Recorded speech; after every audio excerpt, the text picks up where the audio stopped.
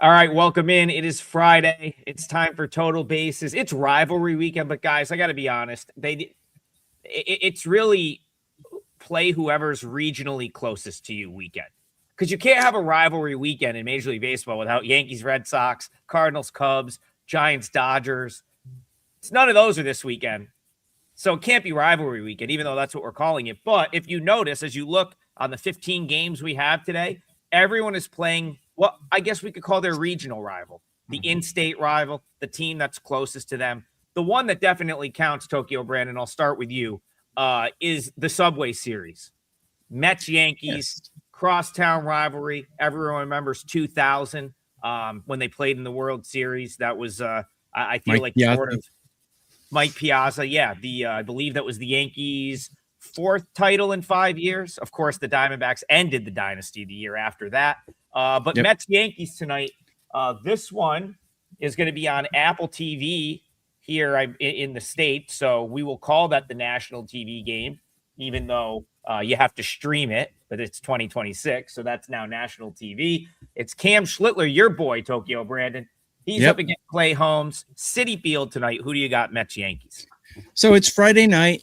I am drinking some peach Japanese sake tonight while I'm enjoying a beautiful evening, 65 degrees and clear out in Tokyo tonight. This is more like I think the Yankees rival would be more like the Red Sox. This is more like the region. Yeah, this is a regional series rather than a rivalry. But anyways, there are some memories, Roger Clemens throwing the bat at Mike Piazza and stuff like that. So, yeah, let's get down to it. On my Twitter X, I put out my top 15 pitchers in current form in MLB, and nobody is higher than Cam Schlittler right now. He leads MLB, but you could argue Shohei Ohtani's pitching quite well. But Schlittler, with all of his, numbers, and I make like a little collage of numbers and smash them together, and he's number one. Clay Holmes has some really good numbers against these Yankees, though. 29 at-bats against, a 172 average against, and 747 OPS. The OPS could use some work, but a 172 batting average against is pretty nice. And both teams have really good bullpens. We got good pitchers, good bullpens, and as good as the Yankees hitting had been, currently I have them ranked 15, while I have the Mets ranked 14 in current form. So I think under would probably be the only way you could go here. I would like an under, whether it be first five or a full game, because both bullpens are performing pretty well right now as well. All right, Bryan, over to you.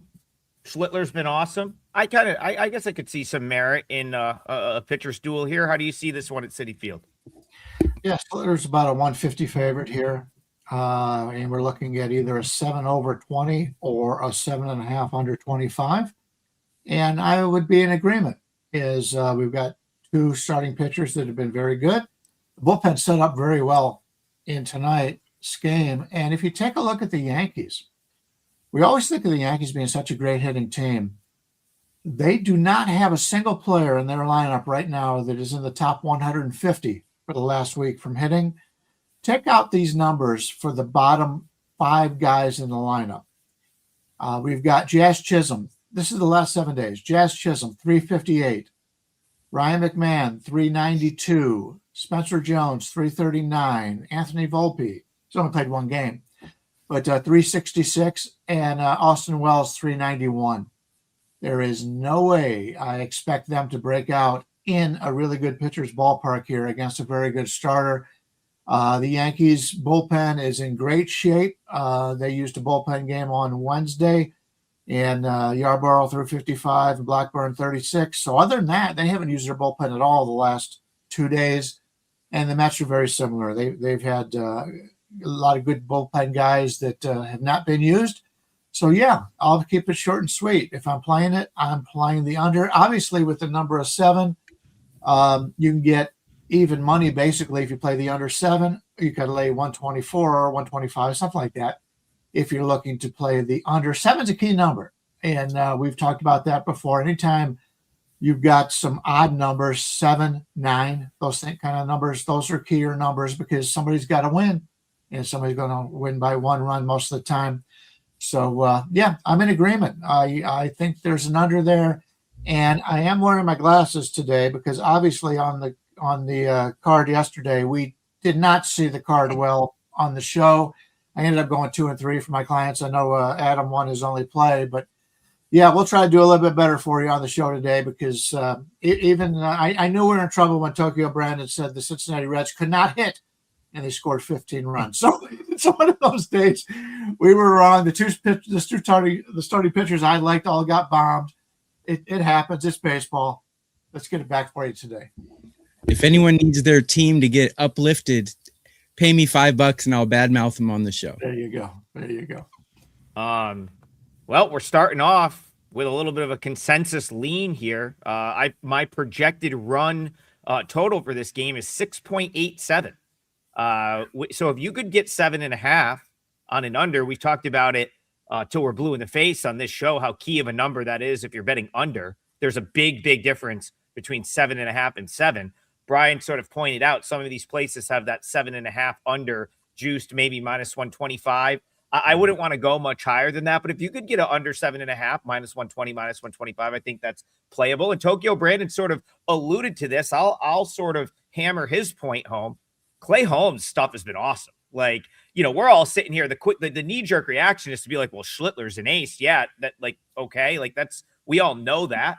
Holmes has been fantastic. I mean, Baseball Savant's a website Bryan and I like to reference quite a bit. I think they really do a good job of showing underlying pitching metrics. You look at their pitching run value metric. I think it's as good of a barometer of measuring how a pitcher should do over time as anything. A good combination of what they've done, but what each pitch is equating to more than the ERA, some of the surface numbers. I mean, he's top 10% in every category. And then you look, he's keeping the ball on the ground, gets a lot of ground balls, top 20% chase rate. Guys are not barreling him up. What else do you want, right? From a starting pitcher to see those type of numbers. And he's not even the guy that you're really, when this number is made as 7.5, it's not even really because of him. It's because of Schlittler. So what a bonus to get the quote unquote lesser starter here to be Clay Holmes. That's the reason I like the under. And I think if I've got about a 0.75 run of wiggle room, I think that's when you can start maybe looking at the total. So I agree with you boys. Under 7.5. I think we all sort of lean that way.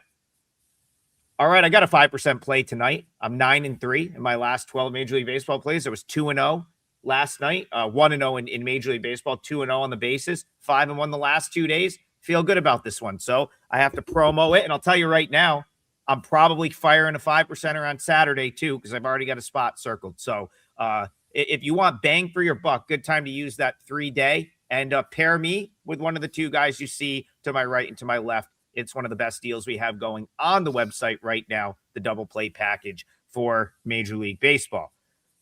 All right. Mark Lambert wants to talk your Guardians. Bryan, is this a rivalry in the state of Ohio? This is kind of a rivalry, right? Yeah, it is. Cincinnati. When I was growing up, I had cousins in Cincinnati, and that was during the Big Red Machine. And it was embarrassing every time they came to town. Granted, that was a long time ago, but still, it's big. It's called the Ohio Cup. They fight for it every year, and I think it does make a difference. And you've got Cincinnati going with Andrew Abbott, the lefty, and Tanner Bybee, the righty, going for Cleveland. The current line is about 135 for Cleveland here with a total of 8. Tanner Bybee is yet to win a game this year. I believe he's 0-5. He's much better against divisional rivals. I've talked about that in the past, although this year he hasn't had a win against divisional rivals, but he's pitched much better against those kind of teams.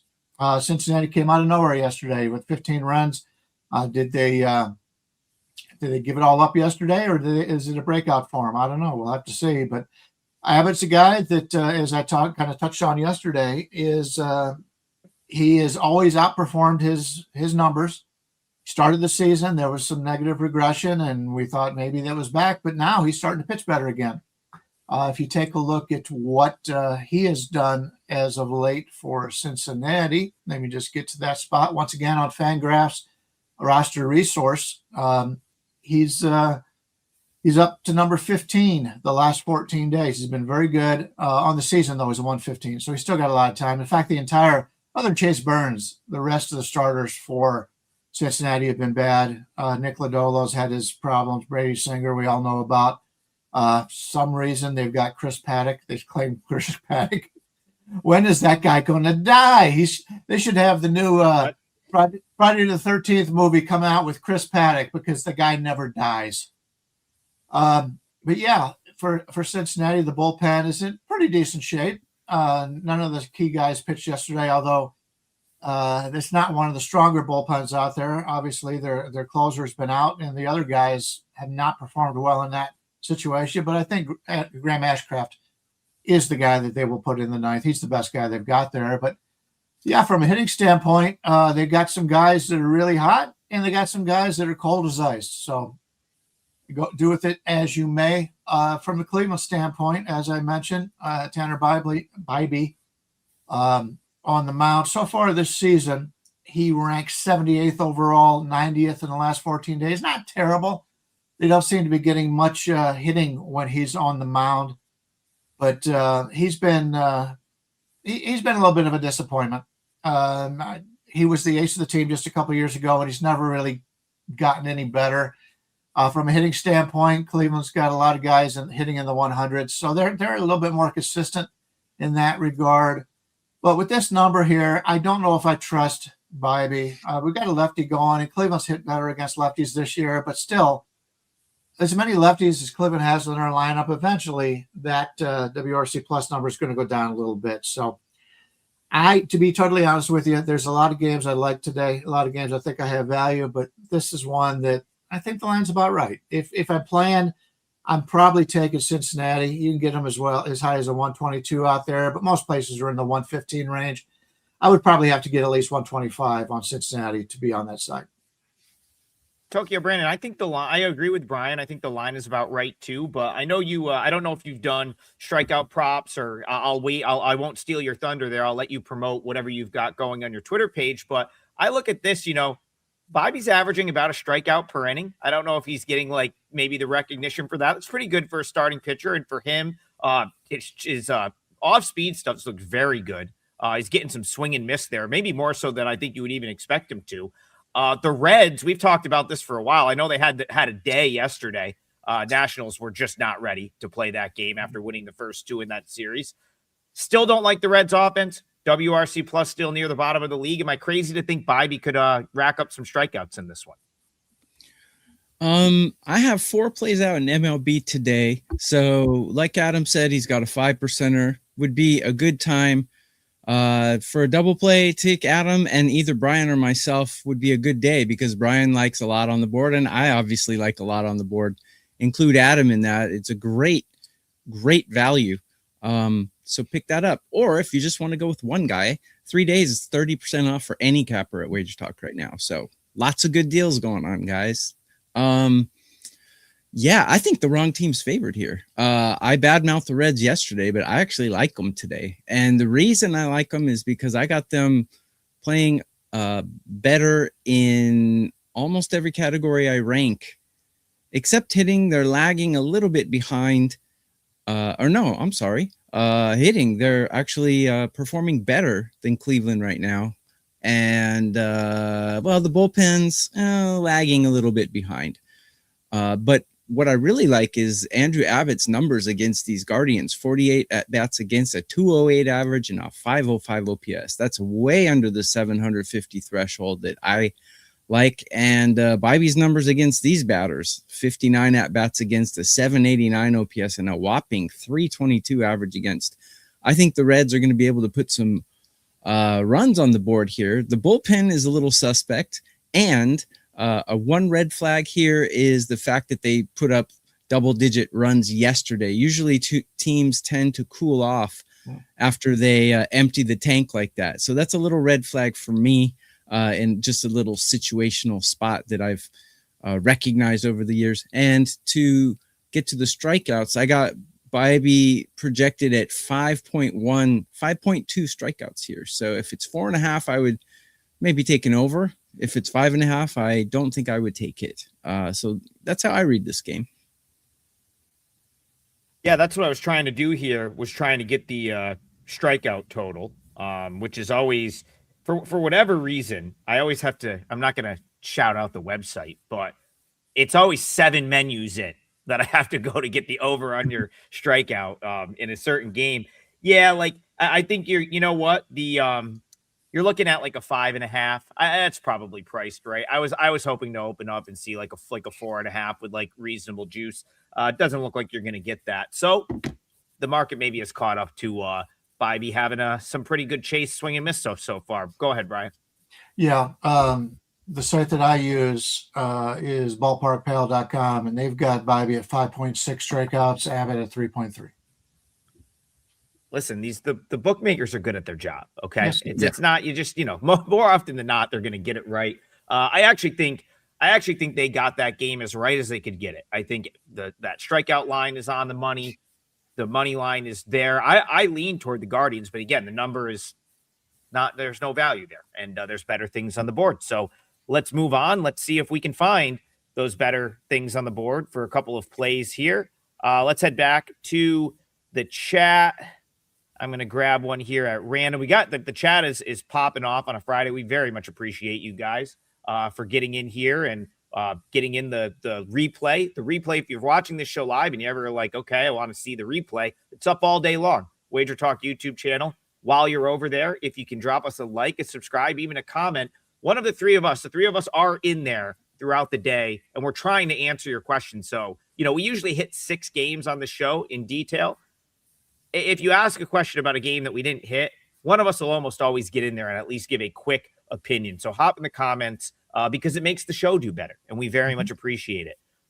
I'm going to go to Ethan.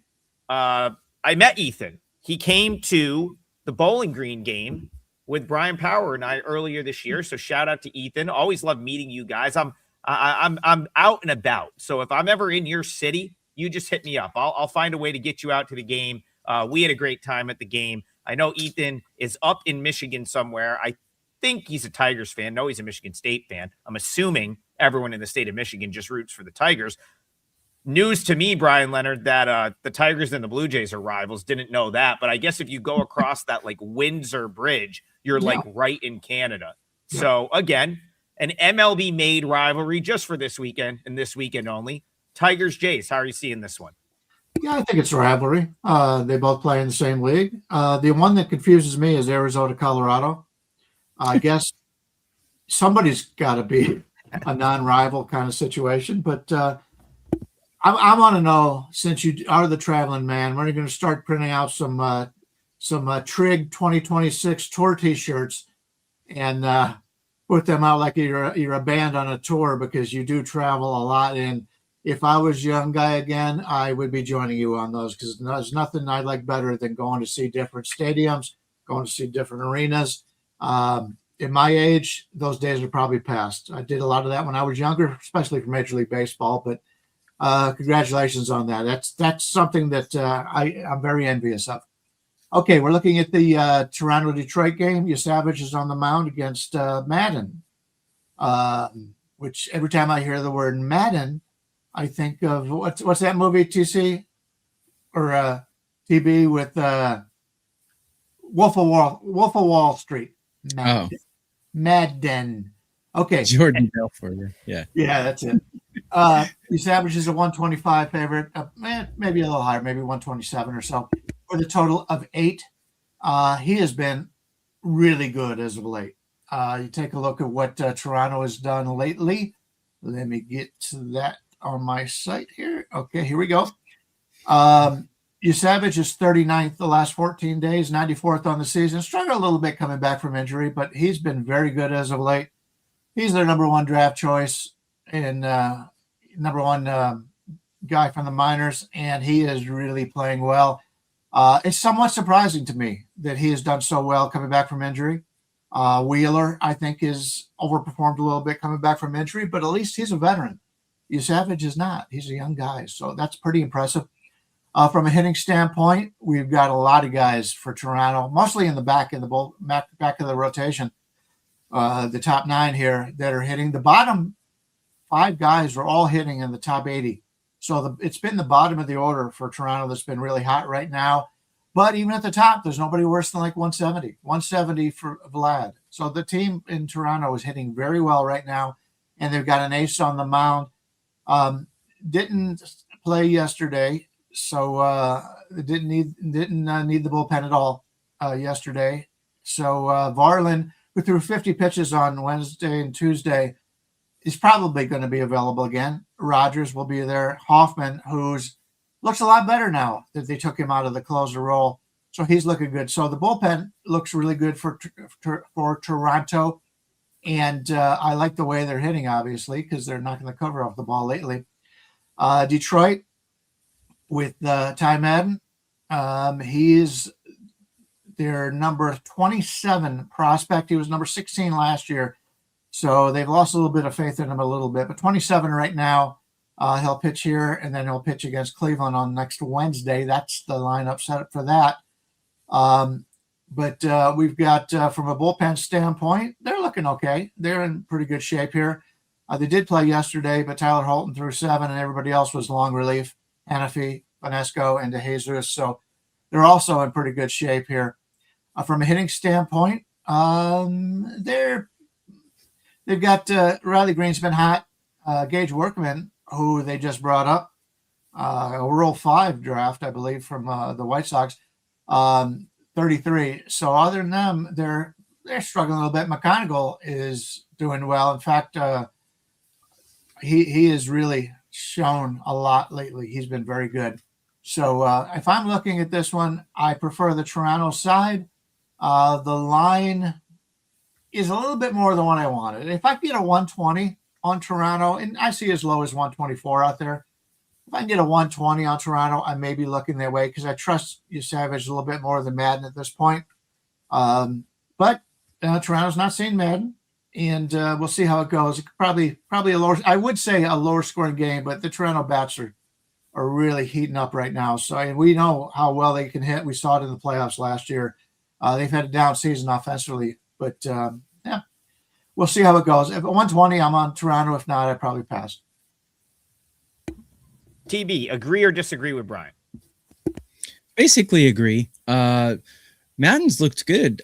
2 starts, and he's gone 6 innings in each one, which is pretty rare for a guy who doesn't have a lot of experience. Usually they get pulled early. He gave up 3 runs in one and 0 in the other. So he's pitched quite well. Savage just hit the ground running. I thought he would have a bumpy start, but no, looked great. And man, something's wrong with Detroit though. They got a lot of injuries. They're not hitting, but their bullpen's performing better than Toronto's in current form. So, yeah, a couple red flags, but if I were to go anyway on this, it would have to be Toronto. It would take a lot of testicular fortitude to back the Tigers right now. I'm going to go total here. I like the over in this one. And I'll explain why. So Trey Savage, yeah, he's been very good since coming back, but he's also got away with some stuff, specifically walks the last 2 starts. Yeah, his walk rate not good. Yeah. Yeah, 5 walks over 8 innings his last 2 starts. Also, only made it through 4 innings the last 2 times out.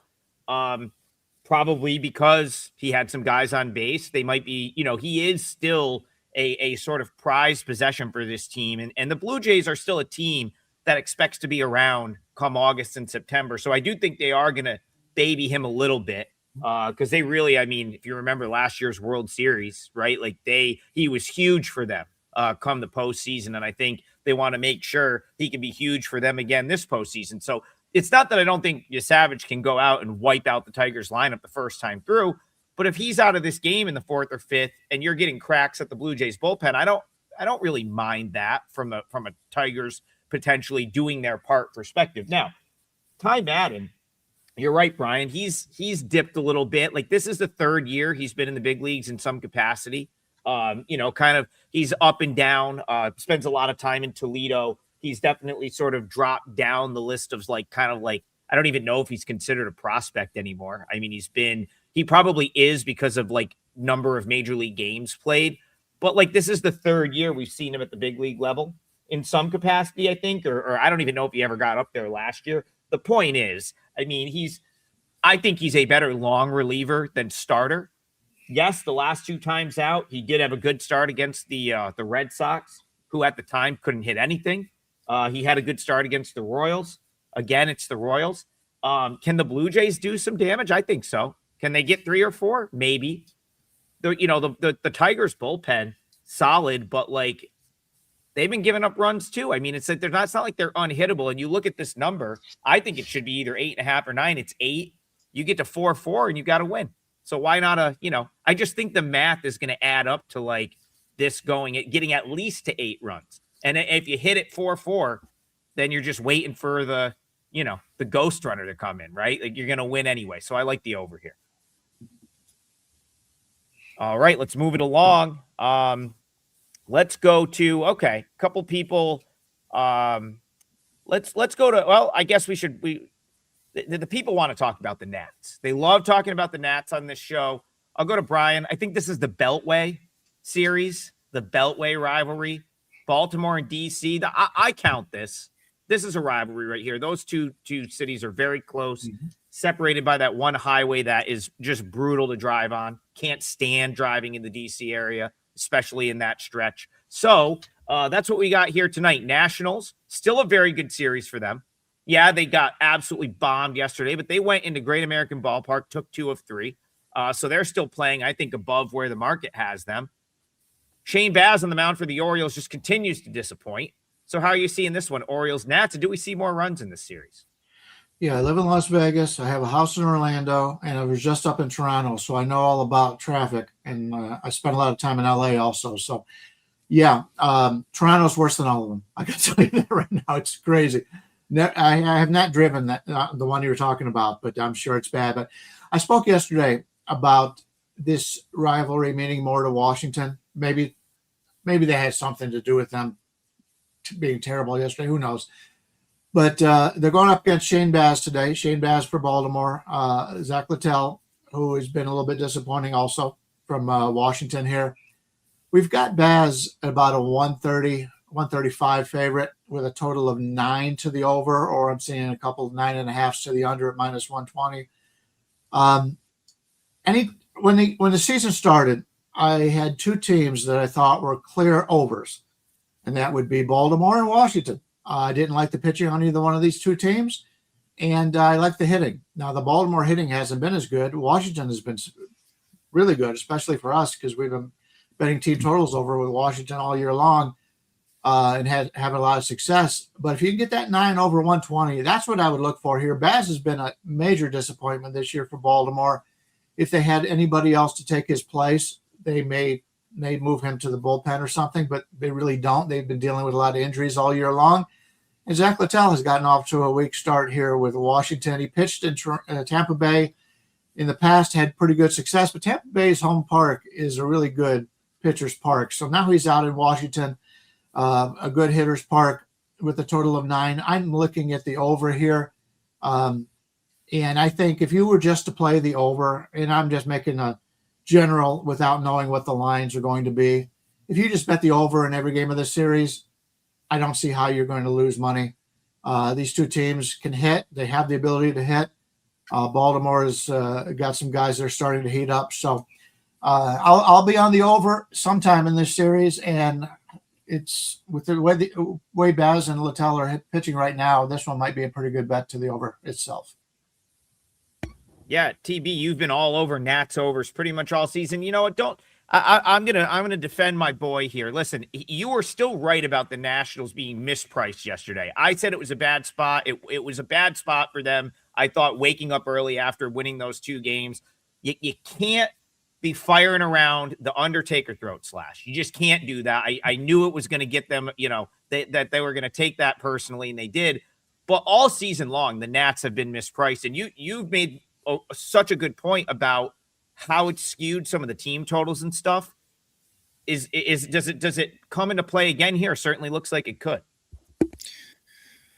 Yeah, I have like I said on my Twitter X, I put out my current form top 15 starting pitchers. I didn't put out my bottom 15, but I'll read you my bottom 5 pitchers in all of MLB right now. Eric Fetty, Simeon Woods Richardson, Adrian Hauser, Brian Bayo, and last place is Zach Littell. So I expect some runs as well. And Washington first 5 is 2.5. I wouldn't go with that, but 9 seems low to me, actually. You know, the books can only stretch the numbers so far. So a 10.5 is probably the most you're ever going to see in an MLB game, unless it's played in Mexico or Colorado. So when you see like a 10, over is probably the best way to go. And if you see like a 7, under is probably the way to go, because they can't make it 5. They can't make it 6. So 7 is what they have to make it, right? So usually those stretched out ones go over and under to the extreme. And I agree with Bryan. Washington right now hitting number 6 in MLB. The Orioles are hitting 20, but if anything's going to wake your bat up, it's going to be Zach Littell pitching in 2026, man. Horrible. He's been awful. And Baz, since leaving Tampa Bay, has not been very good either. So, yeah, I full-heartedly agree with Bryan. I'll speak to that for a second, but first, Bryan, can you really get a reasonable over 9 here? What are you seeing for over 9? Because that would be what I'd be most interested in if it's like close, if you can play it. Yeah, it's minus 120. You can get a minus 118 if you're playing at BetMGM. So there's a lot of them out there. It's about split up between the 9.5s and the 9s. That's going to be my leg of the parlay. We're going to go over 9, Orioles Nationals. Listen, Tokyo Brandon pointed out Shane Baz has really struggled since coming to Baltimore. Yeah, they messed up his pitch mix. They totally messed with his pitch mix, and now he's trying. I noted this before I wrote this game up last week before his start, and I said, okay, maybe he's going to start coming back in the right direction because he started to throw more cutters. So that was something that he wasn't throwing his cutter he started throwing less cutters. The Orioles, for whatever reason, had him throwing more cutters, and that pitch was getting just hammered. Mm-hmm. So he started to throw less in the last couple starts. He had a good start against the Astros, but I said to myself, yeah, it's the Astros. That team, that lineup's not good. That team's not good. So then you look at his last 2 starts, crushed by the Yankees, crushed by the A's. Nationals have hit. The Nationals hit, and I've said this all year. The Nationals set up better to hit right-handed pitching. Here they get a righty that doesn't even know what he really wants to throw when he gets out there. How does Shane Baz have any success in that scenario? He's all messed up. He doesn't really know how he wants to attack hitters. He's probably starting to work against his pitching coaches who, if you follow the Orioles long enough, they're kind of clueless when it comes to developing pitching. They really haven't done that well at all. So yeah, why not 9 runs here? Because either of these 2 teams, listen, the Orioles have guys that have started to hit. Kobe Mayo hit a little bit this last week. One of these teams could get all of these runs, really, if you think about it. So you could get to 4-4 and then you're free rolling. Or you could just have a scenario where someone puts up a touchdown. Over 9 is going to be my parlay league. I like that. I like that quite a bit. Sorry to cut in. To add fuel to that fire, both bullpens rank under 20. So both bullpens in the bottom 1/3 in current form, according to my numbers. So that adds to the glory. And the Orioles bullpen has been worse recently. If you guys remember, they had that nice start. They had a really good April. And we were kind of like, yeah, that's not going to last. They don't have a good collection of bullpen arms, and they haven't been very good. So, TB, I'm going back to you. Why don't we add some fuel to the parlay? What are you looking at for the parlay? Let's take a look. By the way, I have Baz projected at 16.8 outs today. So, looking at the parlay, I think I'm going to go with the Yankees Mets first 5 innings under 3.5. It's a game we already covered, so I'll let Bryan or you bring up the next game or the chat. But sorry to be bland, but I think Yankees Mets under 3.5 first 5 is a good one. No problem. Let's go to Bryan's, and then we'll still get 2 more games in here. Okay, I've had some guys in the YouTube comments talking about how they like it that I give them underdogs. I think there's an underdog that's live today, and it's going to be fading a team that we made a lot of money on so far this year. But Boston is traveling to Atlanta. Kindly Early's on the mound for Boston. He's the lefty going against Strider for Atlanta. Right now, Atlanta's about a 145 favorite, seen as high as 155 out there, but basically 140 to 145 with a total of 8. And Early's the better pitcher than Strider is right now. So we're getting Boston with a lefty that Atlanta has not seen before. And I think he's going to have some success here. Strider's a guy that has been very hit and miss so far this season. And I seem to have a pretty good idea of when he's going to pitch bad or pitch good because I seem to be on the right side of a lot of those games. In fact, I had we talked about the Cubs yesterday, a team that had not hit at all, and they only scored 2 runs, and that was enough. So I think we're going to get a repeat of that. No, Boston has not been good. They've been underperforming all season long, but they've got the starting pitcher edge here, and at this price, I can't turn them down. You're getting as high as 135s out there, a lot of 130s. So I'm going to play the Boston Red Sox plus the 130 here against Atlanta to put an underdog into this parlay and pay it off a little bit higher. Boston's a much better team than what they've shown. Management has not done a very good job. I don't think there's been much of a coaching increase. In fact, basically, you take a look at what they did before the coaching change and what they've done afterwards. Nothing. It's exactly the same as it was. So Dave Koken would have been a little upset with taking the new coach and riding that out because Boston has been basically the same regardless of who is in charge over there. But I'm looking to play against Strider here, and I think Boston can get to him. If Boston could get 4 runs here, I think we got a winner. Yeah, I think there's some value there. TV, Red Sox, Braves to you. Are you seeing anything in this one? I would have a tough time taking the Red Sox the way they're hitting right now because they're not hitting very well, and the Braves have 30 more home runs as a team than the Red Sox. So that, I understand what Bryan's saying that if you're going to pick a dog, that could be the one today. But man, hard to bet against the Braves. They look so good.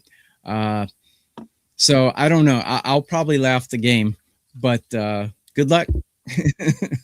I will point out from the home run standpoint, is much of a good hitting ballpark Fenway Park is. It's a bad home run park because that in Atlanta's a good home run park. So, but 30 is that's a major difference. Yes, I'll agree with you with I'll agree with you with I think Connolly Early is an edge over Strider right now. Early he's pitching deep into games pretty regularly. Didn't pitch well against Houston, but last time out against the Rays, seven shutout, 8 innings. He's gone 6 2/3. He's gone 6. He's gone 5 1/3 against the Yankees, which was an impressive outing. Kind of battled his way into the 6th inning there. Whereas Strider, we've only seen twice since coming off the IL. One, he was not good against the Rockies. Actually had a pretty bad start there. Probably should have given up more. The Rockies let him off the hook a couple of times. 5 walks in that start. Last time out against the Dodgers, he pitched great. 6 innings, 1 hit, shutout. But again, I mean, small sample. I still think that Early certainly isn't worse. So again, even if you have them close, plus 130, Red Sox bullpen is pretty good. They just haven't had enough leads this year to really maximize those high leverage guys. I think it's they feel like they're behind all the time. And so they don't get the full sort of, their leverage guys have not pitched with as many leads as they should. If you can get them a lead and get the ball to Chapman or some of those other guys, are probably winning more games. So I don't hate it, Bryan. Won't make my card, but I see some value at the current number there. I do want to point out, I will be putting up a 5% play today. It isn't on any of the games we've talked about. And it's been a while since I put out a 5% in baseball. So keep that in mind. I really do like this card, and it'll be a different game than this, but This will probably be my free play on the site, but I wanted to put it out because I think there's a little bit of value here. So yeah, let's get this parlay started, and I believe we're exactly even on the season. Is that correct? We are exactly even on the season. Yeah. And yep, we're pretty much, I mean, to like maybe like I think we're maybe down like a tenth of a unit. So pretty much like dead even on the parlay. All right, because it's a Friday and because I missed Mike Scott's donation from earlier, and now we have another one. We're gonna get you two more games in. So we're gonna try to go quick on these two. Gonna get you an extra game. Let's start with D Cerna, and we'll go Cubs, White Sox, little rivalry out in Chicago. Tokyo, Brandon, over to you. Great call yesterday on the Cubs. Didn't need that run line. Didn't need that +1.5. They haven't started to hit yet, but they still got it done. A 2-0 win. Now they're taking on the Southsiders here. Cubbies, White Sox. How do you see this one? Yeah. Before we get to that, guys, double play. Two of us. A 5% play, generally $35. If you take a double play with Bryan and Adam today, you're going to get 2 5% plays. So I will bow out and promote you guys like crazy. Get Bryan and Adam's double play today because I have 4 plays, but none of them are 5%. So let's go to this one. The Cubs are obviously the better team. However, current form, man, the White Sox are ranked number 2 in MLB, according to my numbers, and their bullpen is light years better than the Cubs right now. Be hard not to take the White Sox in this. I don't know if I'm going to do it or not, but I do like Cabrera, actually, and I don't like Burke. But, that's just the eye test. But when I break the numbers down, I got Cabrera ranked 15 on a scale of 30, and I got Burke 17. So not much different there, but the bullpen is light years different, and the lineup is light years different. I would be very tempted I'd be very tempted to take the White Sox in this. That's how I see it. I too am very tempted to take the White Sox. I actually like Burke. I think Burke's got some redeeming qualities. He doesn't give up a ton of hard contact. He keeps the ball in the zone. Fastball is pretty good. Listen, the White Sox, I mean, that +1.5, if it was 15 cents cheaper, would be very appealing because I think this game could be close. I like Edward Cabrera too, but he doesn't always have the best command. If he puts a couple of guys on, people are going to have to come around to the White Sox being a pretty good baseball team. The market hasn't yet, and that's why you get value on the White Sox literally every day. So pretty strong lean to the White Sox here for me as well. What do you think, Bryan? Yep, I agree. And plus, this is a rivalry game, one of the bigger rivalry games, and it's a one-sided rivalry. The White Sox see the Cubs winning the championship over my Cleveland Indians, and they feel that they're the smaller team. It's like Washington and Baltimore. They're a small team in that city, and I do like Burke. So, yeah, a lot of motivation here for Chicago, for the White Sox, excuse me. And the Cubs are not hitting right now. They scored 2 runs yesterday. Yep. They got the monkey off their back, but still, this lineup, nobody in this entire lineup is hitting well right now. It would clearly be the White Sox if I'm playing this game. And in rivalry games, the underdog, the lesser of the two teams, usually considers it more of a rivalry than the big team. Right. I think they'll have the Jordan jerseys on tonight. I'm pretty sure this is a Friday night at Rate Field, so you're probably going to get the Chicago Bulls City Connect. Hopefully, I think that adds 5 cents to the number, Bryan. But really, what I think, Bryan, you made the best point of all is that like this Cubs lineup, 1-9, they're really good, but they have not hit in over a week now. And even last night with the 2-0 win, they still haven't really hit. So that is the redeeming quality of this Cubs team is their lineup, but they haven't hit. So you can't give them full marks, in my opinion. And because you can't do that, you gotta look at the White Sox, who are already getting value because of what Tokyo Brandon said. They're considered the lesser team in this rivalry, and so the line is tilted toward the Cubs, which means we're gonna go with the White Sox. TB, I somehow didn't see this earlier in the show. I would have gone to this game. So let's get this one for Mike Scott. He wants to know Seattle team total over under. So this is going to be Mariners out west tonight. They are at home. It's Emerson Hancock on the mound for the Mariners. Their opponent, I am drawing a very brief blank on their opponent, even though I looked at this game. Oh, the Padres. Yeah. Padres, yeah. It's our guy, Randy Vasquez, who's suddenly Sandy Koufax on the mound here. So how do you see this one? Vasquez, Hancock, Padres, Mariners. Yeah. I like Hancock, but he's been a little up and down. He has great games and then he gets smacked around. Look, his walk rate is great. 18. I got him throwing 18 walks per strikeout. I mean, that's a great rate. Generally, you want it to be between 30 and 40. So his command, his control is amazing. But Vasquez has been, he's been a punching bag for a lot of pundits in the last few years, but this year he's pitching quite well. I've got the Mariners better than San Diego at every category except bullpen. There's a huge difference here. That I got San Diego's bullpen number 5, where I got Seattle's 15. So that's current form. That doesn't mean that's who they are. That means in the small window, that's who they are right now. And so I will lay off of it. But I do like Hancock as a pitcher, and I would be tempted to take Seattle. But again, the Padres are my albatross. Every time I bet them, they screw me. So I avoid their games in general. So that's how I see it. Yeah, I agree with you. I like the Mariners. I've been looking for spots to play against the Padres. I found a good spot to play against them yesterday. It was an easy win.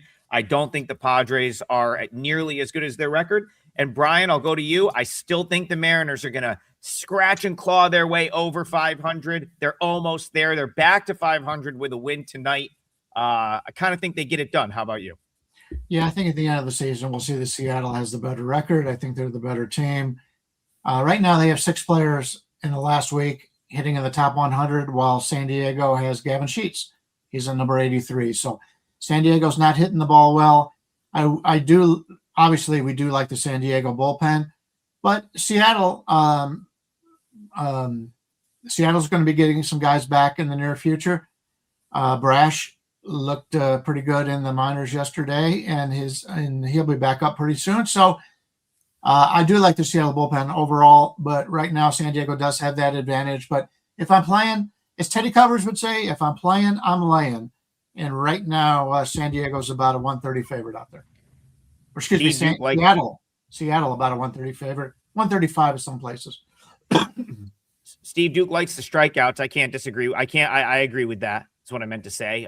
Padres, yeah, they've been struggling. They don't hit right-handed pitching well, and something I've commented on before. When he went to the bullpen as part of the playoff run last year, the coaching staff straight up said, like, Emerson Hancock realized that he can throw harder over the duration of the game. Like, he didn't, like, as a guy that's never pitched out of the bullpen, he did not realize that he could throw that hard and sort of maintain it. I think it's been a game changer for him, and he's looked awesome. His lot of swing and miss, extra pop on that fastball. I could get down with an Emerson Hancock strikeouts over TB. Did you have something to add right there? I just wanted to say I project him at 7. So okay. Do you know what the line is? Is it 6.5? I don't, but someone's saying it's 6. So yeah, 6.5, depending on your book. I would play that over. I would too. I mean, the guy had 14 the other day in a start, so you certainly can get half of that. But I agree. Yeah, I'm with you guys on that. Got an extra game out of us today. Thank the guys that donated, and for me for not seeing it. So we got a little bonus game. Went a couple minutes longer. Bonus if you go for the double play today with me and with Bryan and I, because you're getting 2 5%ers. Obviously, Tokyo Brandon's killing it as always. So he's got 4 plays out. You should take a look at that. I will submit to you guys. So go ahead and get them too. You get 2 5% plays today. So go for it. We appreciate that. Really, you can't go wrong with any of the 3 of us. Any long-term packages. WagerTalk's got some really good sales on the website for the month of May. So check those out. Bryan, can you let me know what the juice is on Yankees Mets first 5 under 3.5? All right, let me get to that. Because that will make a difference on the payout when we hit this parlay, which we're going to do Yankees today. And Mets is, just about every place has 3.5 to the over 125. So you're getting about plus 105 back if you choose that way. There are a couple places that have minus 125 and 130 on a 4. So do you want to go under 4, TB? The only place I saw 4 is BetMGM, and every other book had it 3.5, Okay. at least what I was looking at. So I'll be fair and go 3.5. Okay, so 3.5 is plus 105, you said, Brian? Yeah. All right. Well, so Actually, we got 110 at a few places. Well, we'll give the people the benefit of the doubt. We'll call it plus 105. Cool. So that means you got two plus odds in the parlay here. Brian Leonard's going to go with Red Sox plus 130. TB is going Yankees, Mets, first 5 under 3.5 plus 105. And I'm going to go with Orioles, Nationals over 9 minus 120. That is your 3-teamer of the day. For the best bets, head on over to WagerTalk. Brian has a 5%er. I have a 5%er. We're going to have a great weekend. We will see you guys. Remember, tomorrow, 10 a.m., right before our last call, the Saturday show. We'll see you guys then. Good luck, everyone. Have a great weekend.